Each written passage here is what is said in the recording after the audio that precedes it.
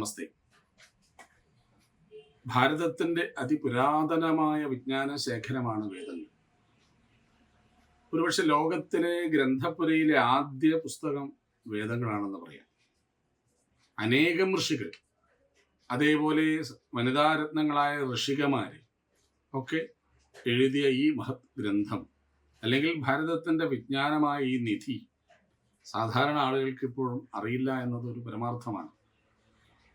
നമ്മുടെ ജീവിതത്തെക്കുറിച്ച് സമഗ്രമായി പ്രതിപാദിക്കുന്ന ഈ വിജ്ഞാന ശാഖ ഒരുപക്ഷെ അതിലെ സംസ്കൃത ശ്ലോകങ്ങളും കാര്യങ്ങളൊക്കെ മനസ്സിലാകാത്തത് കൊണ്ടായിരിക്കാം നമ്മിൽ നിന്ന് അന്യം നിന്ന് പോയത്. അത് നമുക്ക് മനസ്സിലാക്കി തരണം. അതിന് ഋഷിതുല്യനായ ഒരു ആചാര്യൻ ഈ വലിയ ദൗത്യം ഏറ്റെടുത്തിരിക്കുകയാണ്.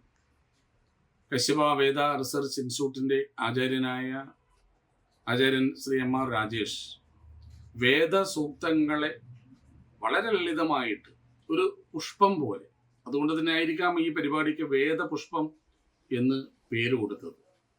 ആ വേദപുഷ്പം എന്ന ഒരു പ്രോഗ്രാം തൻ്റെതായ യൂട്യൂബ് ചാനലിലൂടെ 100ാമത്തെ എപ്പിസോഡിലേക്ക് കടക്കുകയാണ്.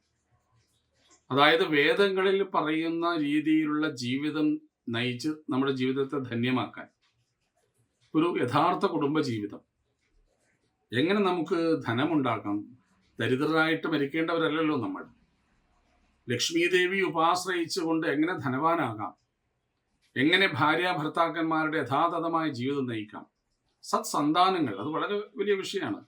അദ്ദേഹം ഇവിടെ കൈകാര്യം ചെയ്യുന്നത് വേദ മന്ത്രങ്ങളിൽ പ്രതിപാദനം ചെയ്ത നല്ല മക്കൾ എങ്ങനെ അവർ ജീവിതം നയിക്കാം, അതേപോലെ തന്നെ കുടുംബ ഭദ്രത, ഇതൊക്കെ ഈ വേദപുഷ്പം എന്ന പരിപാടിയിലൂടെ നമുക്ക് മനസ്സിലാക്കാൻ കഴിയുന്നു. ഞാനും ആ പരിപാടി അധിക സമയവും കാണാറുണ്ട് എന്നുള്ളതൊരു വസ്തുതയാണ്. വേദങ്ങളുടെ അനാദിയായ വേദം പ്രകൃതിയെ എങ്ങനെ നമുക്ക് പരിലാളിക്കാം, അതിനുപാസിക്കാം, എങ്ങനെ ഒരു കർമ്മശുദ്ധി നമുക്ക് ഉണ്ടാക്കാം, എങ്ങനെ കർമ്മശുദ്ധിയിലൂടെ മനഃശുദ്ധി ഉണ്ടാക്കാം, മനഃശുദ്ധിയിലൂടെ എങ്ങനെ ചിന്താശുദ്ധി നേടാം, ഇതൊക്കെ നമുക്ക് അനായാസമായി നമ്മുടെ വീട്ടിലിരുന്ന് ഈ ആധുനിക കാലത്തെ സോഷ്യൽ മീഡിയ വഴി പഠിക്കാൻ കഴിയുന്നു എന്നുള്ളത് നമ്മുടെയൊക്കെ സൗഭാഗ്യമാണ്. തീർച്ചയായും ആചാര്യ M.R. രാജേഷിൻ്റെ ഈ പരിപാടി ഒരു ഈശ്വരീയമായ കാര്യമെന്ന് അവിതർക്കിതമായിട്ട് തന്നെ പറയാം. അദ്ദേഹം തൻ്റെ ആശ്രമത്തിന് തന്നെ ഒരു വേദ മന്ദിരമായിട്ട് വേദ ഗ്രന്ഥത്തെ പ്രതിഷ്ഠിച്ച ഒരു ഗുരു, മഹാഗുരു കൂടിയാണ് അദ്ദേഹം. തീർച്ചയായും ഈ വേദപുഷ്പം എന്ന പരിപാടി, വേദമന്ത്രങ്ങളെ അർത്ഥസഹിതം വളരെ ലളിതമായിട്ട് വ്യാഖ്യാനിക്കുന്ന ഈ പരിപാടി നമ്മളെല്ലാവരും കാണണം. നമ്മുടെ കുട്ടികളെയൊക്കെ തീർച്ചയായും കാണിച്ചിരിക്കണം. ഈ വേദപുഷ്പത്തിനെല്ലാ ആശംസകളും നേരുന്നു. നന്ദി, നമസ്കാരം.